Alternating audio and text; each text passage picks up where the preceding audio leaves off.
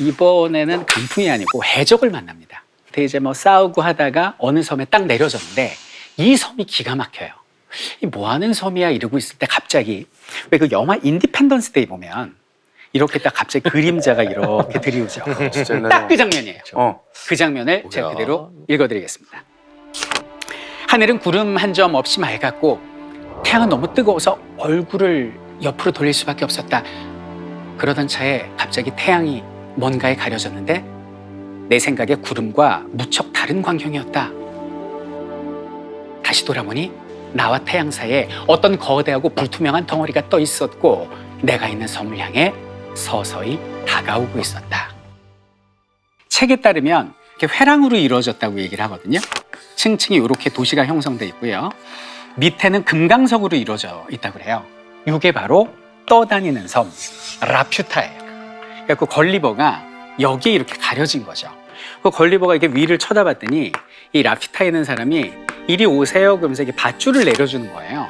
그 걸리버가 밧줄을 붙잡고 여기는 떠 있는 섬 라퓨타로 올라갑니다. 이 세계에 사는 이제 뭐 귀족 지도자를 봤는데 어떻게 생겼느냐? 일단 고개가 삐딱합니다. 고개가 옆으로 삐딱하고요.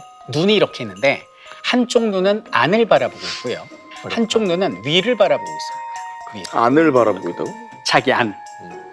몸 안을 바라보고 있어요. 이거 너무 징그럽겠다. 이렇게 돼 있는 거죠. 이렇게. 그리고 이 사람의 복장이 굉장히 자세히 묘사되는데 이 옷에 뭐가 그려져 있냐면 일단 별, 달, 그리고 기타가 그려져 있고요. 다양한 악기 이런 것들이 그려져 있거든요. 그리고 옆에 누가 있냐면 하인이 이렇게 있는데 이 하인은 뭘 하냐면 뭔가를 손에 이렇게 들고 있어요. 손을 이렇게 들고 있는데 이게 뭐냐면 이렇게 나무고 여기가 동그란 어떤 주머니볼 같은 걸 가지고 있는데 이 안에 돌이나 완두콩 같은 걸 갖다 놓고 여기는 자기 주인을 탁 때리는 역할을 하는 거예요. 하인이? 하인이. 왜 때리냐면 여기는 라퓨타에 사는 지도층은 온통 여기서 무슨 생각을 하냐면 A제곱 플러스 2AB 플러스 B제곱은 얼마고 루트 4는 2고 아니면 여기는 루트 음악 4가 2인 걸 생각을 해야 돼?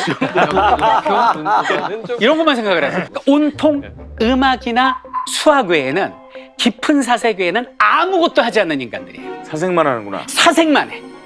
어느 정도냐면 이러고 사색을 하는데 워낙 골똘히 사색하니까 자기 부인이 다른 남자를 데리고 와서 눈앞에서 바람을 펴도 이루고 있는 거예요. 뭐야? 그래서 여기는 이 신하가 툭 깨워요. 왜 그래? 밥 드실 시간입니다. 사색. 또 탁 때려. 왜 그래? 불 났습니다. 불 꺼. 불 끄다가 또 이렇게 되고. 심지어는 대화하다가 네, 이렇게 돼요.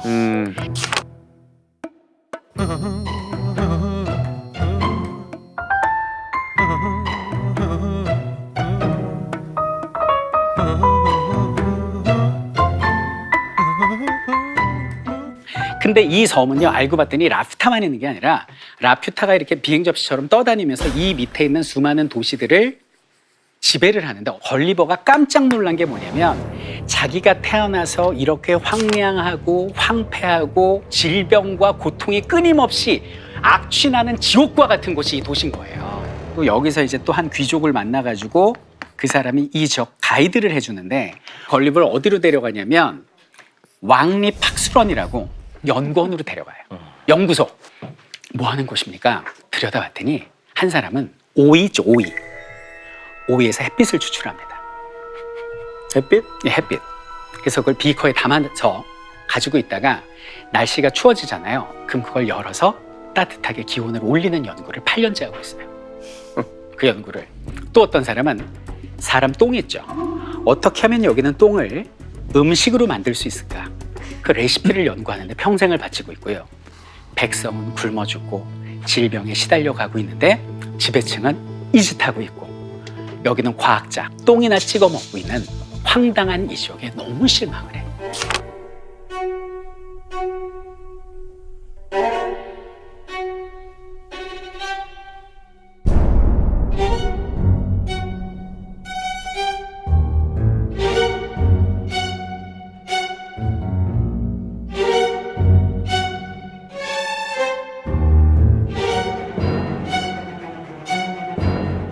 그래서 걸리버는 빨리 탈출해야겠다라는 생각을 합니다. 그래갖고 이 사람 계획이 뭐냐면 이쪽에 가면 섬이 하나 나오거든요. 여기가 어디냐면 일본 동남쪽 어딘가예요. 지도가 나와요. 오. 챕터별로 요 섬을 거쳐서 일본으로 갈 수가 있어요. 그래서 일본으로 가서 네덜란드로 가는 배를 타고 영국으로 가야겠다. 이런 계획을 세우는데 이 섬이 어떤 섬이냐? 영생의 섬이에요. 만약에 현무 씨가 죽지 않는 불사신이 된다면 그러니까 소원이 뭡니까? 그냥 영원히 살 수 있어. 뭐 진짜 다 해보고 싶어요. 제한된 인생이다 보니까 가성비 생각해서 이게 제일 나한테 적합한 인생일 거냐고 배역 하나로 살잖아요. 그렇죠. 불사하면은 뭐 거지도 돼봤다가 정말 부자도 돼봤다가 배역을 여러 가지를 해봐. 여러 가지 인생을 살고 싶다. 걸리버도 처음에 좋아요. 와, 영생 대박! 그러니까 영생이 뭐냐면 다 영생이 아니고요. 가끔씩 태어나는 어린아이들 중에 여기는 이마에 이렇게 붉은 점이 찍힌 애들이 태어나요. 요 아이들이 영생의 축복을 받은 아이들이에요. 어허. 그래서 걸리버가 이걸 보고 야, 이 섬 대박이다. 그런데 알고 봤더니 이 아이들이 성장을 해서 젊은 채로 영상을 하는 게 아니라 그대로 늙어요.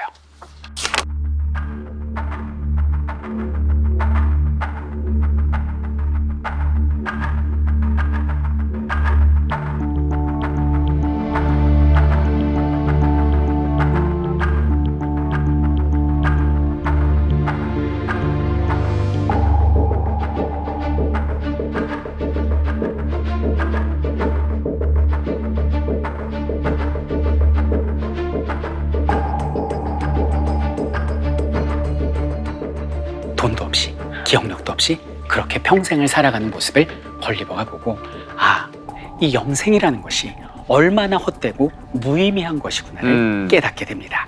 그리고 나서 이제 여기는 일본을 거쳐서 하멜이 탔던 그 배 네덜란드로 가는 배를 타고 고향 영국으로 돌아왔으니 여기까지가 이제 3부예요.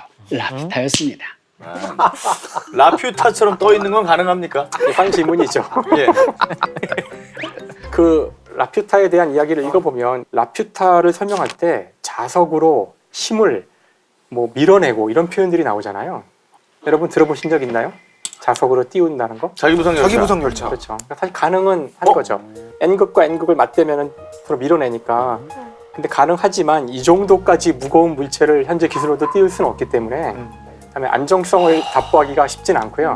근데 저는 더 놀라웠던 건 뭐냐면은 제 눈에 확 꽂힌 부분이 있어서 이 엉뚱한 데 나오는 이야기인데 그들은 화성 주위를 회전하는 2개의 작은 별 혹은 위성을 발견하기도 했다.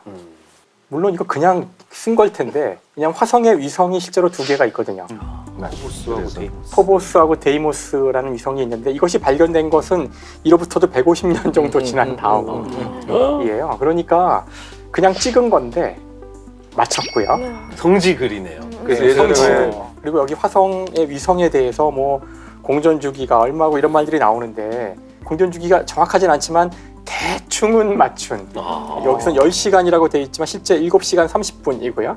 그래서 여기 이 스위프트가 자연과학에 대한 굉장히 많은 지식을 알고서 책을 쓴 건 맞기 때문에 18세기에 쓰여진 책치고는 굉장히 과학적인 책이라고 보여요. 네, 감동했어요. 읽으면서 이 부분은.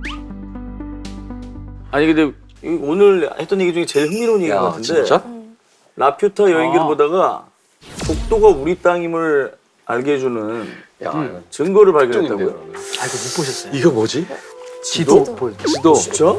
이건 기사감 아니에요? 저 렉렉을 거쳐서 왼쪽으로 가면 재팬이거든요. 네, 일본이죠. 근데 재팬 왼쪽에 뭐라고 써 있냐면 그렇네요. 뭐라 코리아 시 오브 코리아라고 써 있어요. 한국 해네. 아까 지금 제가 갖고 있는 이 판본에도 시 오브 코리아라고. 어머 이거 이거 우리가 만든 거 아니잖아. 아니죠. 걸리버가 만든 거죠. 신기하다. 그러니까 스위프트가 우리나라를 특별히 편애하는 것도 아니고 그 당시 자료를 통해서 지금 이 지도를 넣은 걸 텐데 이거는 뭐 빼박이네. 그리고 걸리버는 일본밖에 관심을 제목에도 일본행이라고 돼 있고요. 그렇죠. 근데 거기에 벌써 여기는 한국해라고 표현한 거고. 스위프트 코리아 진짜 대박이다. 야, 이 걸리버도 이제 역신청 하는구나. 제 3자적 입장에서. 김경일 교수님은 심리학자로서 죽지 않는 인간에 대한 묘사가 가장 인상적이셨다고. 저는 어떻게 여기까지도 구분을 스위프트가 하는지 보면서 큰 감탄하는 게 그 심리학에서 이제 여기 보면 이제 이게 불사와 불로가 구분이 되는 거예요. 예. 그렇죠. 그렇죠. 이 불사하고 싶은 마음과 불로하고 싶은 마음이 각기 좀 다른 욕구로부터 출발을 합니다. 그러니까 불사는요, 그러니까 죽지 않으려고 하는 마음은 관계로부터 보통 와요. 무슨 얘기냐면 영화 보면요, 악당이라도 죽이려고 하면 총 앞에서 악당도 이런 얘기해요. 나 처자식 있다고. 이런 얘기하죠. 네. 그 다음에 사람들이 또 죽을 때 난 자식도 없는데 나 죽을 수 없다. 자손도 못 낳는 거예요. 그러니까 무슨 얘기냐면 존재가 사라지는 게 죽음인데 내 존재의 이유는 대부분 관계에서 나오거든요.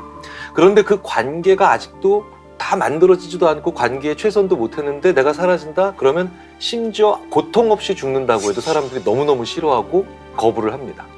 그런데 불로는요, 인정 욕구로 인해서 불로하고 싶은 거예요. 그러니까 굉장히 젊어 보이시네요 이러면 인정받은 것 같고요. 그래서 소중한 관계가 나를 인정하는 순간 사람이 불사든 불로든 동시에 받아들일 수 있는 게 됩니다. 그러니까 이런 말 듣는 거죠. 아빠, 진짜 아빠의 평생 너무 고마워요. 제일 소중한 친구가 야, 평생 너는 내 친구가 줘서 너무 고마워. 이렇게 그런 그 행복을 모르는 사람을 풍자하고 싶어서 스위프트가 이런 얘기를 하는 게 아닐까라는 생각을 좀 해봤어요. 저는. 네.